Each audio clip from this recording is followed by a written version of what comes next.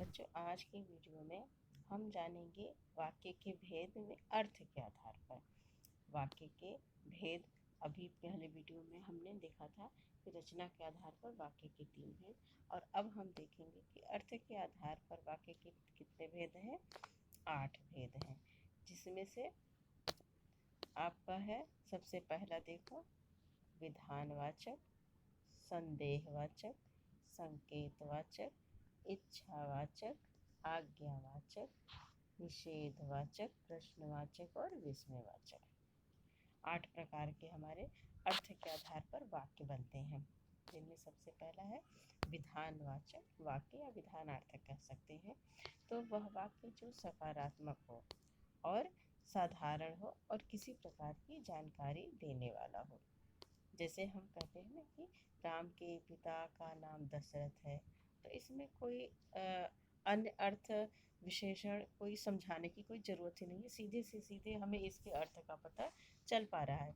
अगला एक है वाक्य कि भारत एक देश है, तो हाँ जी, भारत एक देश है, ठीक है। इस ऐसे शब्दों को हम विधानवाचक कहते हैं। दूसरा है निषेधात्मक यानी निषेधार्थक। उसमें निषेध का बोध होता है, जैसे मैंने पानी नहीं पिया, मैं दफ्तर नहीं जाऊंगा, नहीं वाला सेंस में आता है। तीसरे में क्या है, आदेशात्मक या आदेशार्थक वाक्य। इसमें आदेश देने वाली जैसी बात होती है, जैसे दीवारों को साफ कर दो, पेज मत फाड़ो, यहाँ चले आओ, बाहर चले जाओ, इस तरह से जिसमें आदेश और आज्ञा का बोध हो। फिर अगला है प्रश्नवाचक वाक्य। ये तो सबसे आसान और सबसे सरल होता है, जिसमें 6 प्रकार होते हैं, क्या को, क्यों, किसे, आदि। इन शब्दों के माध्यम से क्या होता है कि प्रश्नों को बनाते हैं। ऐसे शब्द हमारे कैसे होते हैं, प्रश्नवाचक वाक्य होते हैं। इसका हम एग्जाम्पल देख लेते हैं। तुम कब ऑफिस जाओगे?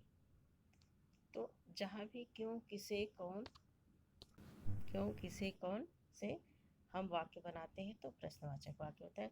अगला है इच्छावाचक। इच्छा में जिसमें आपकी इच्छा प्रकट होती है, जैसे ईश्वर करें आप खूब तरक्की करो। आपकी इच्छा है काश इस समय सुमन साथ होती। तो इस प्रकार के ऐसे शब्द जिसमें आपकी इच्छा का बोध होता हो वो इच्छावाचक है। अगला है विस्मयवाचक। विस्मय यानी आश्चर्य।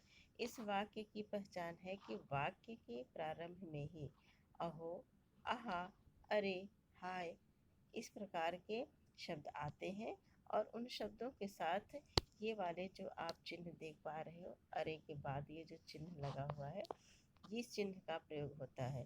तो इस चिन्ह के माध्यम से ही हम समझ पा जाते हैं कि ये विस्मयवाचक वाक्य का चिन्ह है।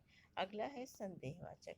जिस काम को पूरा होने में संदेह का भाव प्रकट होता हो, जैसे रमा खाना पका चुकी होगी। इसमें होगी के सेंस में गागेगी। इस जो संदेहवाचक वाक्य है ना, इसमें गागेगी वाले शब्द आते हैं। गा, गे कहने का मतलब ये है कि संदेह का भाव प्रकट होता है, पता नहीं काम हुआ होगा या नहीं होगा, स्पष्ट इसमें नहीं होता। अगला है संकेतवाचक। यह मिश्र वाक्य जैसा होता है, इसमें एक क्रिया का होना दूसरी क्रिया पर निर्भर होता है। यदि वर्षा रुकती तो मैं ऑफिस जाता, ठीक है ना। यदि तुम परिश्रम करते तो जरूर सफल हो जाते। यानी क्या है कि वर्षा का रुकना और ऑफिस का जाना एक दूसरे पर डिपेंड है। इसी तरह से क्या है कि तुम परिश्रम करते तो जरूर सफल होते। तो इस प्रकार से एक छोटी सी वीडियो है, जिसमें अर्थ के आधार पर वाक्य के 8 प्रकार के भेदों का डिटेल में इसमें हमने लिखा है हमारे नोट्स को। आप वीडियो पॉज करके एक एक करके आप देख सकते हैं और समझ सकते हैं, अपनी जानकारी को बढ़ा सकते हैं। धन्यवाद।